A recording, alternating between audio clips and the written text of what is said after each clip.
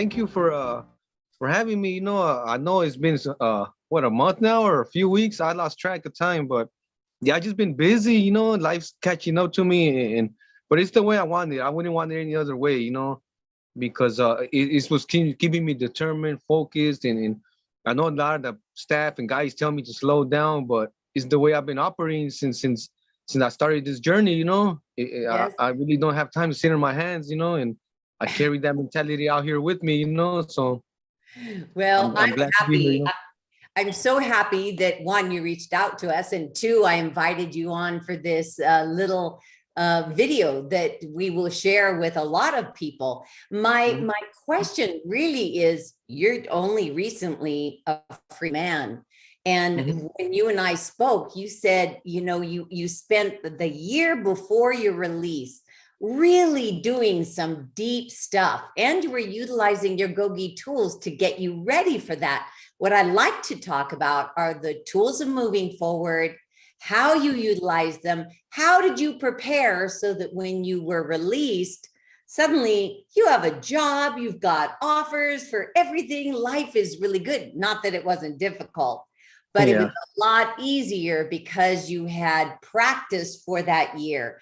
Talk to me first about the tools of moving forward, why you like them, how you use them, and say hello to the little feral cat. Hello. Yeah, that Hello, little feral cat.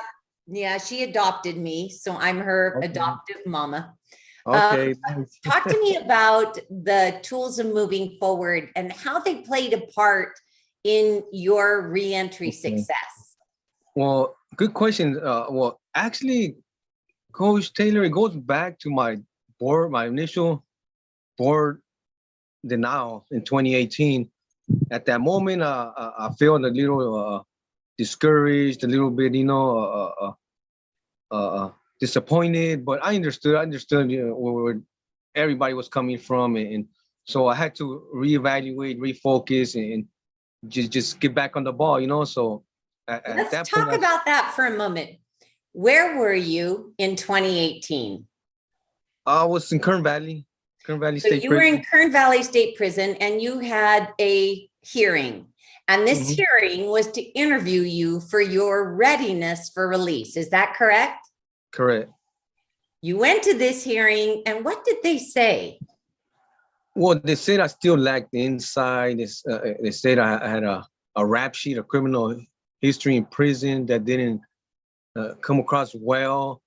They said I needed to further my education. I needed to lower my points and just continuing to staying away from negative individuals. So at that point, I feel it's what I was doing anyways, but I also thought to myself, okay, I could do more. I see where they're coming from. So all right. So Juan, let's stop right there, because I get a lot of letters.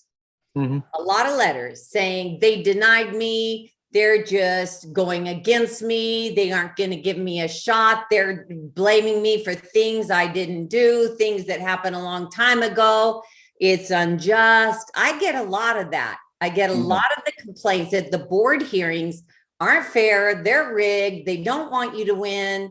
But what I'm hearing from you is they told you, hey, you got a rap sheet of while you've been in prison and you need to lower your points. And you said, I saw where they were coming from. Yes. That alone is major insight. Yeah, well, after I processed it, like I said, at first I was discouraged, disappointed, but after I processed it for 3-4 days, a whole weekend, I realized, like, okay, they're giving you the roadmap here, really.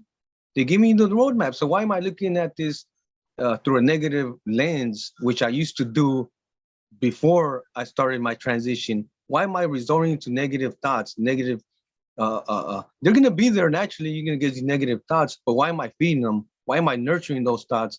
So that's when I started again, like, okay, let me focus. Let me regain my focus. Let me lean on my tools. Let me lean on my coping skills.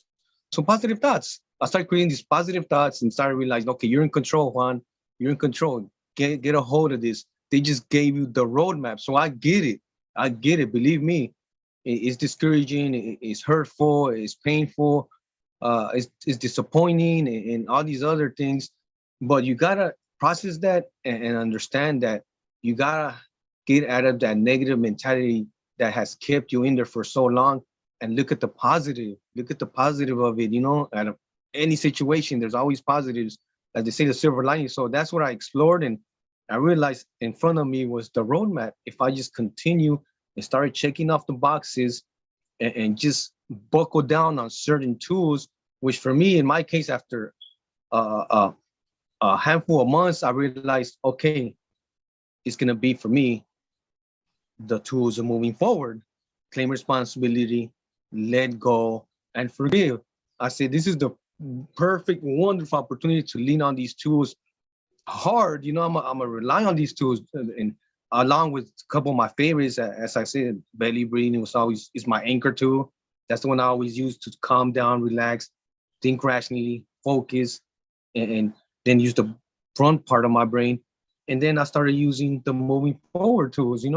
Okay, from this day forward, just continue to make choices that I'm gonna be proud of. So at the end of every day, I would do a little self-inventory. But in that self-inventory, I'm asking myself, okay, what choices did you make today that you're gonna be proud of when you wake up tomorrow in the morning, and do it all over again, and do it all. So you were doing that every night. You were doing assessment. What were the choices I made today that I am proud of? You were doing that assessment every night? Every night. I was doing that along with step 10 in the 12 steps, just self-inventory, just understanding that also that I'm not perfect. There's times when I'll probably like get upset, get discouraged, or maybe even lash out or something in some way through a phone call or a coworker or something. And so every night I would process that. And again, it ain't like I just make all choices I was proud. There was some choices I was, also like not so happy or not so proud about. So I would have to go back the next day and apologize, seek forgiveness, seek, make amends. So it ain't, I'm not saying either that every day from that point on was a smooth road. No, it was challenging, because I had to, like say, really buckle down. And not that I wasn't taking it seriously, but I feel like I had to be like at least 1% better each day than I was the day before. So, and in that, like, I just kept on leaning on particular claim responsibility. It wasn't like I just started doing it. I was doing it, but even more so now. Like, for example, I was at one point when I left Kern Valley, I ended up in Pleasant Valley. I ended up in the kitchen in there, and I'm all like, no, okay, it's cool, it's a job, but I gotta look for more. I gotta start making choices that I'm proud of. So first of all, start getting back into the GOGI tools, which it took me about a month and a half. I started by a month and a half later. Instead of, I was still in the kitchen, but I instantly got promoted to a kitchen clerk. And it just started, I started getting classes. I got back into college and just continued making choices from day one when I got there, putting in applications for self-help groups, okay, putting applications to get back into college, putting job changes in. And just one thing after another, I would just always like think there could be more. What else can you do, Juan? Do choices that you are proud of. So Juan, a lot of people get discouraged because if you get a denial and you've done a lot of good work and you aren't getting written up and you really think you're doing a good job, you get that denial, then you get moved, then you get a job that's not really a cushy job. It's a hard job and it's not a fun job. How did you not get discouraged during this process? Well, along with leaning on my tools, just started leaning and associating with like-minded individuals. And okay, and here's another question. It's if my best friend smokes cigarettes and I quit smoking, it's going to be so difficult for me to be around my best friend, but that's my best friend. If my best friends have a criminal mentality and I love my best friends, but I don't want to be criminal mentality. There's not only the loss of the behavior, but there's the loss of the community around it. If my entire life was spent in gang mentality, criminal mentality, addiction mentality, gambling mentality, whatever it is, my circle of friends, maybe my family, maybe my whole world revolves around that. Yeah. How are you able to make choices that clearly are not going to put you in the presence of the people you used to be in? To me, that sounds lonely. It sounds a little depressing. It sounds like, well, if this isn't my group, if this isn't my tribe, what does my new tribe look like? And am I even going to like them? Does Yes, that go through your mind? definitely, definitely. There's many moments where I feel like lost. I feel out of place. I feel like I don't belong. And that was more so in the initial stages of my transformation. And when I got transferred in 2019 from Kern Valley to Pleasant Valley after that initial denial. So I'm in a new prison, new faces, and you know, you go to a new prison, everybody wants to know who you are, what are you into, what are you about, what is your past, what is your history, everything, you know. So yeah, at that moment, yeah, I feel like small. I feel like I don't belong. So instantly, like I say, I started just attacking these self-help groups and volunteering in them. Like I said, for GOGI, like they didn't instantly let me in. I did tell them my credentials, I guess you could call them. So they allowed me to sit in, but not every time. And even there, it was a bit uncomfortable initially because I feel like an outsider and everybody's looking at me like, who's this guy? So I got a lot of those moments when I feel like I didn't belong. I feel uncomfortable. I feel lost. And there's guys from your past and they don't take you seriously. So at that point, you just let it be known and create boundaries. And it's interesting because there was this one guy that I had known for years, just doing time, you know, and he never took me seriously. And there was this one time when I actually had my mentor job already, and but he would tease me, and I'll kind of just like let it roll off my back, no big deal. You know, he's my I guess prison friend, I guess if you could have a prison friend. But it just came down to one day, like I said, I see he wasn't taking me seriously, and I put him to the side and I told him, like, look, I don't think you're taking me seriously, so I'm gonna just kind of like, you know, distance myself from you.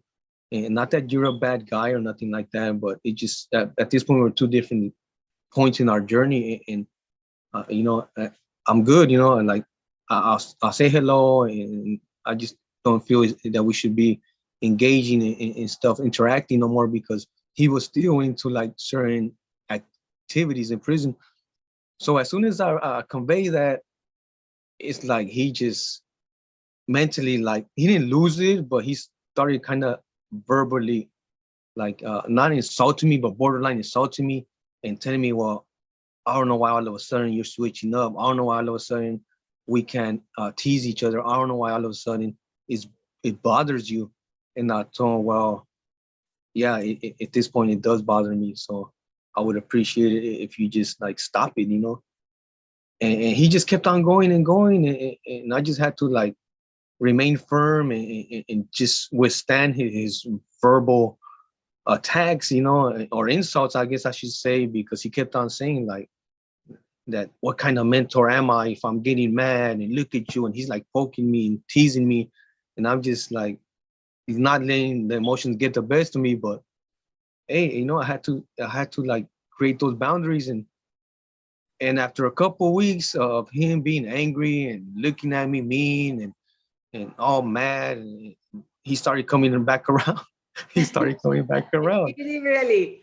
He did. You Oh, know, he started coming back around. He apologized, and you know, and after that, we were kind of cool, you know. But my point is, like, yeah, sure, a lot of these dudes will tease you and kind of try to provoke you or just, I don't know, nitpick at things. But I think at the end of the day, they kind of wish they were uh, doing what you're doing. They wish they were simulating some of your actions, you know. It just they don't know how to do it. They're lost. They're so deep into their addictions and their criminal thinking that they're the ones that are lost, really. Although I feel lost, they're the ones that are lost. Because I Right. was there at one point too. So I know that they're lost. So after that, it was good though. We ended up, it was never the same, but it didn't prevent me from still helping the guy out and trying to encourage him and whatnot. But as I said, he was still flirting with them criminal activities. So sadly, right before I actually paroled last December, a month or two prior to that, he ended up back in the hole. Oh, So wow. yeah, unfortunately, like I say, he's lost in his own mind, and he's I did 28 years, and at this point, he had been incarcerated about 30 years. So sadly, he just doesn't get it. I don't know. He's lost. Yeah. So 28 years. Did you ever think you would be a free man? initially, I would say no, because I had a juvenile life without parole. I had LWOP. Uh, So initially, no, I was hopeless. I embraced the whole criminal culture, the whole gang culture inside prison. I embraced it all. I embraced it wholeheartedly, letting my sentence dictate the person I was, or became. And yeah, so initially I did think like I'm a someday get killed in prison or die in prison and get sent home wherever home was in a body bag. So yes, I mean, I did think I was gonna die in prison many times. I think there are a lot of men and women behind bars who are looking at a long stretch of time ahead of them, and they feel that way. They feel, well, this is where I'm going to die. And you with the juvenile and you LWOP, I mean, really, for you to even be a free man is extraordinary. It really is extraordinary. If you were to share just one tool that somebody can use, if they are thinking, man, I got 26 more years to do, I'm going to die in this place. What is one GOGI life tool that you can say, just check this one out? What would it be? Well, on that particular question and scenario, I would say, what if? What if? Okay. What if? And how does that work? What if? Because what if actually gives you the opportunity to see beyond today. It Uh-huh. allows you or me to see like tomorrow, next week, next month, next year, 5 years from now, 10 years from now. So you don't get so caught up in the moment and the heaviness of if you barely come into the system with a life sentence, you Yeah. feel that burden, you feel that heavy weight on you. So if you continue to ask yourself, what if I'm not my sentence? What if tomorrow laws change?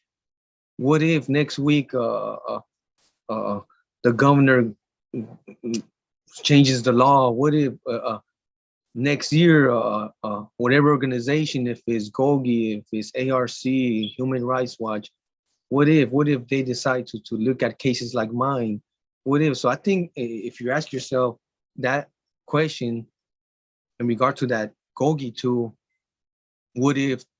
I think you start creating hope. You start creating hope, and in that, you start believing in yourself, and you start taking steps towards recovery, towards rehabilitation. What if I got up and started getting educated? What if I wasn't on the yard all day? What if I didn't watch TV all day? What if I picked up the book instead? How What about if? this one? What if I take a picture of myself with my brand new car and I text it to Coach Taylor's personal cell phone? Did you ever think of that one? No. I got that text today. I love that picture of you in your Yeah. car. We have Yeah. maybe 4 more minutes of our time together. I want you to share with anyone that's viewing, what is life for you now? I see a picture of a brand new car. You're beaming, you're smiling, you're calling me saying, let's record this because I'm exhausted. I'm working so hard. My parents are happy, or I guess you're in the garage right now of your parents to get some Yeah. quiet time.